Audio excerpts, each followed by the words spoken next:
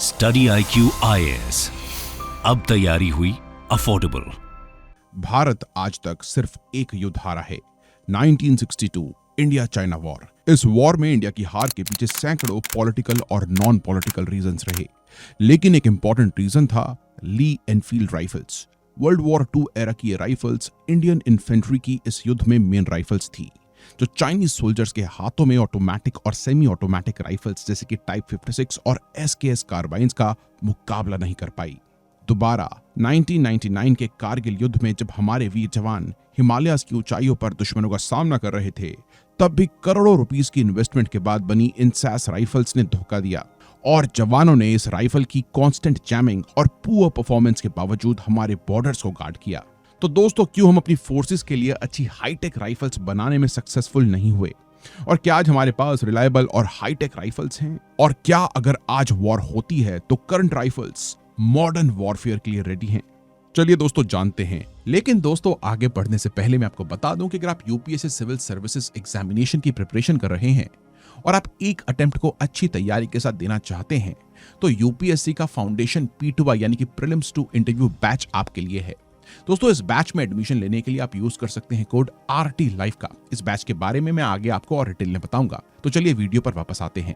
सबसे पहले Indian army की मेन राइफल्स की हिस्ट्री पर ब्रीफली नजर डालते हैं, पर सबसे पहले समझते हैं कि सर्विस राइफल होती क्या है। एक सर्विस राइफल, जिसे स्टैंडर्ड इशू राइफल भी कहते हैं, वो राइफल होती है जो एक आर्म्ड फोर्स अपने सर्विस मेंबर्स को स्टैंडर्ड के रूप में इशू करती है। मॉडर्न फोर्सेस में ये टिपिकल एक वर्सेटाइल और रग्ड असॉल्ट राइफल होती है, जो लगभग सभी एनवायरमेंट्स में यूज की जा सके।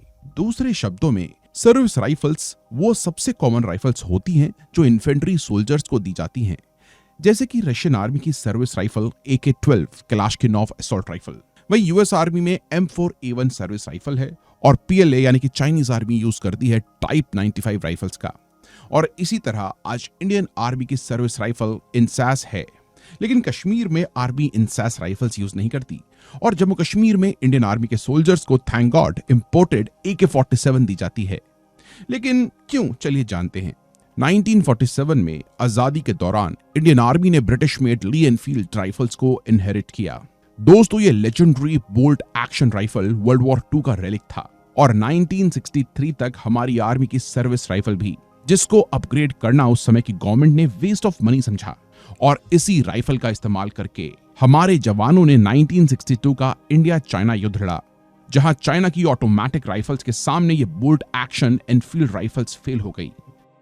1963 में युद्ध हारने के बाद और अक्साई चिन और दूसरी टेरिटरीज को खोने के बाद हमारे लीडर्स की आंखें खुली और ली एनफील्ड राइफल्स को सर्विस से विड्रॉ कर लिया गया। इंडियन आर्मी ने धीरे धीरे इन राइफल्स को पुलिस फोर्सेस को ट्रांसफर कर दिया, लेकिन ली एनफील्ड राइफल्स को ईशापुर 2A और L1A1 SLR राइफल से रिप्लेस किया गया। ईशापुर 2A का ये डिस्टिंक्शन है कि ये आखिरी बोल्ट एक्शन राइफल थी जो एक रेगुलर मिलिट्री फोर्स द्वारा डिजाइन की गई। हालांकि अब ये राइफल्स इंडियन मिलिट्री की सर्विस में नहीं है, लेकिन ये राइफल्स आज भी इंडियन पुलिस द्वारा यूज की जाती हैं। 1960s के दौरान एक सेमी ऑटोमेटिक राइफल की भी जरूरत महसूस की गई। Armament research and development establishment ने ऑस्ट्रियन, बेल्जियन और ब्रिटिश FAL राइफल्स को इवैल्यूएट किया और हर एक राइफल को डिसअसेंबल करके एग्जामिन किया। साथ ही इंडियन गवर्नमेंट बेल्जियन FN के साथ निगोशिएट भी कर रही थी FN FAL राइफल का लाइसेंस प्रोडक्शन इंडिया में करने के लिए।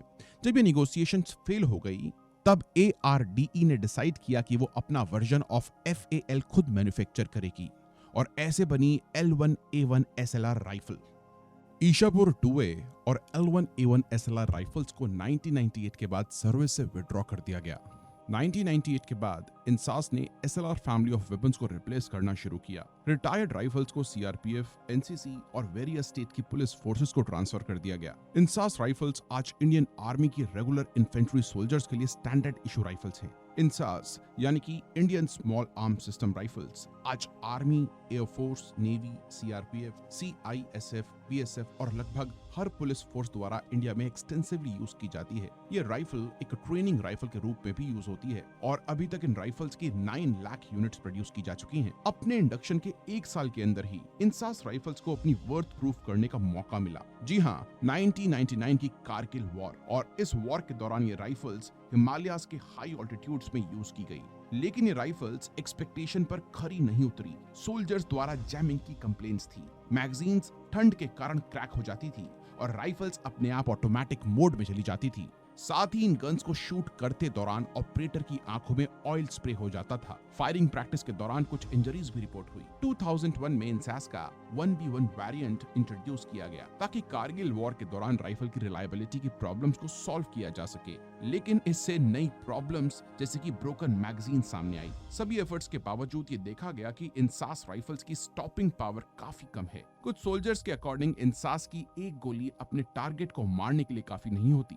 कंफर्म किल के लिए अक्सर मल्टीपल गोलियां दागनी पड़ती हैं और इसी वजह से आर्मी इंसास राइफल को कश्मीर वैली में यूज नहीं करती। पुअर रिलायबिलिटी और लैक ऑफ पावर के कारण आर्मी कश्मीर वैली में इंसास के बजाय AK-47 जैसी राइफल्स को प्रेफर करती है। हालांकि ये rifles AK-47 type of rifle से सस्ती और सिंपलर होने के लिए बनाई गई थी, लेकिन इंसास राइफल्स काफी ज्यादा कॉम्प्लिकेटेड और मेंटेन करने में मुश्किल हैं। और इसको लेकर ARDE पर करप्शन के एलिगेशंस भी हैं, क्योंकि इंसास राइफल्स में जरूरत से ज्यादा पार्ट्स लगाए गए हैं। इन सब शॉर्टकमिंग्स के कारण इंडियन आर्मी ने अपनी सर्विस राइफल्स को मास स्केल पर रिप्लेस करने का फैसला लिया। तो दोस्तों, आज हम अपनी फोर्सेस के लिए कौन सी राइफल्स की तरफ देख रहे हैं?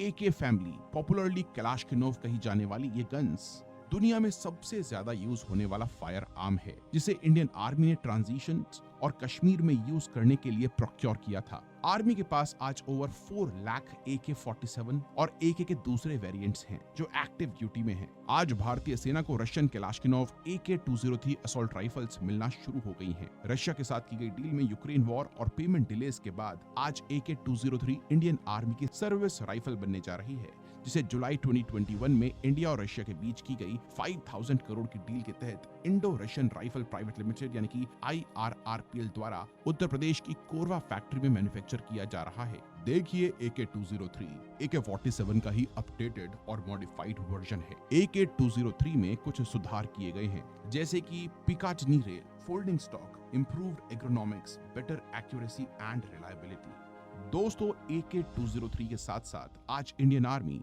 66,400 SIG-716 असॉल्ट राइफल्स भी यूएस से प्रोक्योर कर रही है, जिसे पाकिस्तान और चाइना बॉर्डर पर हमारे जवानों द्वारा यूज किया जाएगा। देखिए, SIG-716 और AK-203 दोनों ही प्रसिद्ध राइफल्स हैं, लेकिन इनमें कुछ मुख्य अंतर हैं। SIG-716 एक अमेरिकन डिजाइन है, जबकि AK-203 एक रशियन डिजाइन है। AK-203 में फोल्डिंग स्टॉक, पिकाटनी रेल और इंप्रूव्ड एर्गोनॉमिक्स हैं, जबकि SIG-716 में एडजस्टेबल स्टॉक और वर्सेटाइल एसेसरीज माउंटिंग ऑप्शंस हैं। और ये माउंटिंग ऑप्शंस और ज्यादा लिथैलिटी SIG-716 को बॉर्डर एरियाज के लिए बेटर राइफल बनाती हैं। वहीं इंडियन स्पेशल फोर्सेस जैसे कि पैरा SF, मार्कोस और गरुड़ कमांडोज आज इजरायली मेड टेवॉर TAR-21 को as a service rifle use करते हैं, और आज इन राइफल्स को भी रिप्लेस करने की बात चल रही है। तो दोस्तों, अगर आप चाहते हैं कि हम स्पेशल फोर्सेस के वेपन्स के बारे में एक वीडियो बनाएं, तो टारगेट करते हैं इस वीडियो पर 5000 लाइक्स के। तो दोस्तों, क्वेश्चन ये है कि क्यों हम 75 सालों में इंडिजीनियस राइफल प्रोड्यूस करने में असक्षम रहे? इसके काफी रीजंस हैं। पहला रीजन है bureaucracy. Decision making process slow और कॉम्प्लेक्स है, जो प्रोजेक्ट्स को डिले करता है। दूसरा रीजन है करप्शन। कई बार कॉन्ट्रैक्ट्स गलत कंपनीज को मिलते हैं, जिससे क्वालिटी कॉम्प्रोमाइज होती है। तीसरा रीजन है टेक्नोलॉजी और इनोवेशन की कमी। DRDO और OFB जैसे इंस्टीट्यूशंस के पास कैपेबिलिटीज तो हैं, पर लेटेस्ट टेक्नोलॉजी और इनोवेशन में पीछे हैं। जब भी हमारी एजेंसीज ने मॉडर्न राइफल्स डेवलप करने की कोशिश की, उनको टेक्निकल चैलेंजेस और क्वालिटी इश्यूज फेस करने पड़े। चौथा रीजन है इनकंसिस्टेंट पॉलिसीज। पॉलिटिकल इंटरफेरेंस और फ्रीक्वेंटली चेंजिंग पॉलिसीज से लॉन्ग टर्म प्रोजेक्ट्स को नुकसान होता है। ये कंटिन्यूटी ब्रेक करते हैं और प्लानिंग और एग्जीक्यूशन को नेगेटिवली इफेक्ट करते हैं। पांचवा रीजन है ग्लोबल कोलैबोरेशन की कमी। डेवलप्ड कंट्रीज के साथ टेक्नोलॉजी ट्रांसफर एग्रीमेंट्स में चैलेंजेस आए हैं, जिससे इंडिजीनियस डेवलपमेंट सफर करता है और यहाँ भी करप्शन देखने को मिला है। लेकिन दोस्तों आज एडवांसिंग टेक्नोलॉजी के साथ हमें नई हाईटेक गन्स डेवलप करने की जरूरत है। दोस्तों फ्यूचर की गन्स में हमें स्मार्ट सिस्टम्स देखने को मिल सकते हैं, जैसे कि बायोमेट्रिक ऑथेंटिकेशन, AI टारगेटिंग और इनहैंस्ड ऑप्टिक्स जो एक्यूरेसी को इंप्रूव करते हैं और रिलायबिलिटी को बढ़ाते हैं, जैसे कि यूएस मेड FDM L5 जो एडवांस ऑप्टिक्स होन करती है और आज वर्ल्ड की मोस्ट एक्यूरेट गन बनने जा रही है। इसके साथ साथ एनर्जी बेस्ड वेपन्स जैसे कि लेजर और रेल गन्स भी डेवलप हो रही हैं। For example US made phasor rifle जो एक नॉन लीथल लेजर गन है। हेंस आज हमें भी इन टेक्नोलॉजीज में टाइमली इन्वेस्ट और लाइक माइंडेड कंट्रीज जैसे कि यूएस और इजराइल के साथ कोलैबोरेट करने की जरूरत है। तो दोस्तों मैं आशा करता हूं कि आपको वीडियो पसंद आई होगी। इस वीडियो को लाइक जरूर करें और अपने विचार कमेंट्स में हमें जरूर बताएं।